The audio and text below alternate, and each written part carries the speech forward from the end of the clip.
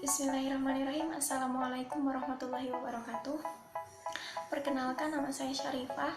Di sini saya ingin mempresentasikan mengenai mata pelajaran pendidikan agama Islam dan budi pekerti kelas 10, yaitu dengan judul Zina. Baik, langsung saja pada materinya ya. Adapun pengertian zina. Zina berasal dari kata zana yaznu yang memiliki arti bahwa hubungan persetubuhan yang dilakukan oleh seorang laki-laki mukallaf dalam artian balik dengan seorang perempuan tanpa akad pernikahan yang sah secara hukum syara.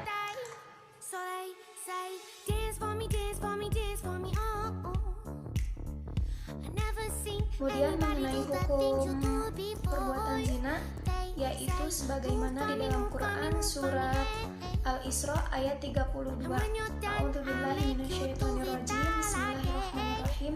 Wala taqrabuz zina innahu kana fahisyatan wa sa'a sabila. Dan janganlah kamu mendekati zina, itu sungguh suatu perbuatan keji dan sesuatu jalan yang buruk. Sebagaimana pula terdapat dalam sebuah hadis An Abi Hurairah qala Rasulullah sallallahu alaihi wasallam idza zana rajulu kharaja minhul iman fa kana alaihi kadullah fa idza inqata'a raja'a ilaihi iman. Artinya, dari Abu Hurairah, ia berkata, Rasulullah sallallahu alaihi wasallam bersabda, apabila seorang berzina maka imannya itu keluar darinya, maka ia wajib menjaga diri dari perbuatan zina.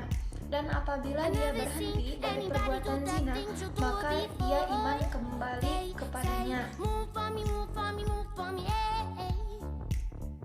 Kemudian mengenai macam-macam zina itu terbagi menjadi dua bagian. Yang pertama yaitu zina muhsan. Zina muhsan yaitu zina yang sudah balik, berakal, menikah, dan juga pernah menikah.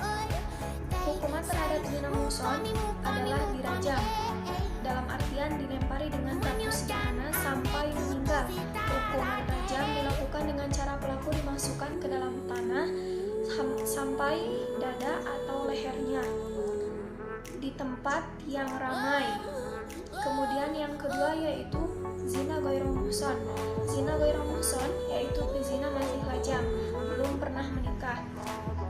Adapun hukumannya adalah didera 100 kali dan diaksikan selama 1 tahun.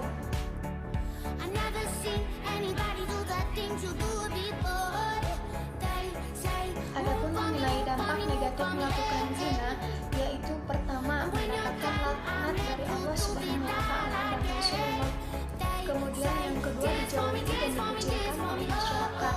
Yang ketiga, nasab menjadi tidak jelas, maksudnya adalah keturunannya. Yang keempat adalah anak hasil zina tidak bisa dinisbatkan kepada bapaknya. Yang kelima, anak hasil zina tidak berhak mendapatkan warisan. Selain itu masih banyak dampak negatif yang ada di dunia maupun di akhirat. Sekarang berlanjut mengenai hukuman bagi orang yang menuduh zina yang disebut dengan qadzaf. Sebagaimana di dalam Quran surat An-Nur ayat 4, A'udzubillahi minasyaitonirrajim. Bismillahirrahmanirrahim.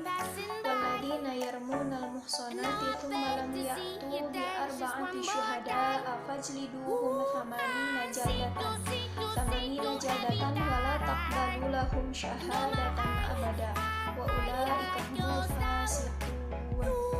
Dan orang-orang yang menuduh wanita-wanita yang baik-baik berbuat zina dan mereka tidak mendatangkan 4 orang saksi, maka deralah mereka. Yang menuduh itu 80 kali dera, dan janganlah kamu terima kesakitan mereka buat selama-lamanya, dan mereka itulah orang-orang yang fasik. Mungkin dari presentasi ini dicukupkan sekian. Terima kasih atas perhatiannya. Wassalamualaikum warahmatullahi wabarakatuh.